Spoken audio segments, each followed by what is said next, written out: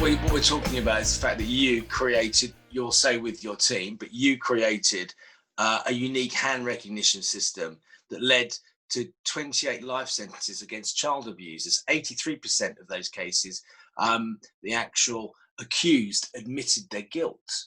How did that happen? How did that manifest itself? It's about being in the wrong place at the wrong time, which is often the way. So when I'd been in Kosovo, I was working with the head of the photographic unit for the Met.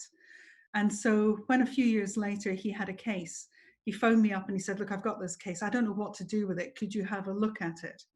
And the case related to a young girl who alleged that her father came into her room at night and sexually abused her. And she told her mother, and her mother didn't believe her. So what she did, brave young girl, she left her Skype camera on at night and it clicks into infrared mode.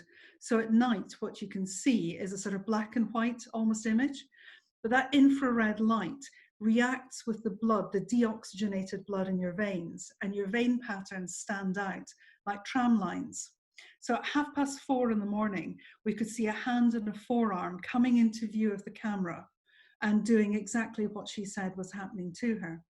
So what I knew as an anatomist was that the vein pattern in the human is incredibly variable when you go from the elbow down to the fingertips. It becomes more conform. There's more of a conformity as you come closer to the heart, but the further away you are from the heart, more variable it is. If you doubt me, look at the back of the vein pattern on the back of your right hand. It'll be different. I looked at the notes and they're completely different. So in this case, you suddenly saw the fact through the infrared camera that this father abusing his daughter. So I had the perpetrator. Committing the abuse, and I could see the vein pattern, superficial vein pattern of the hand and forearm of the perpetrator.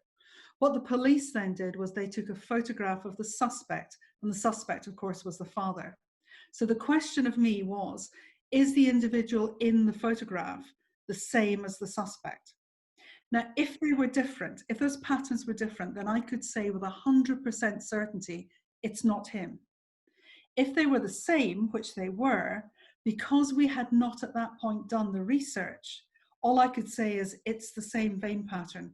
I don't know what the probability is. I don't know what the commonality of that pattern is, but I can say that I can't exclude him. And that was what we went to court with. Nothing more than that, because I didn't have the science to back up what the likelihood was. And I gave evidence. The judge decided he would admit my evidence because I was an anatomist and because I understood human variation. And the jury went away, and the jury came back and they found Dad not guilty. And at that point, I must admit, I was surprised, because who else was in the young girl's bedroom at 4:30 in the morning doing what she said was happening to her that had a vein pattern that matched his? And I asked our QC, was it something I'd done? Because the first thing you do is you blame yourself. And she said, no, there was nothing wrong with your evidence. I just don't think they believed the girl. She didn't cry enough.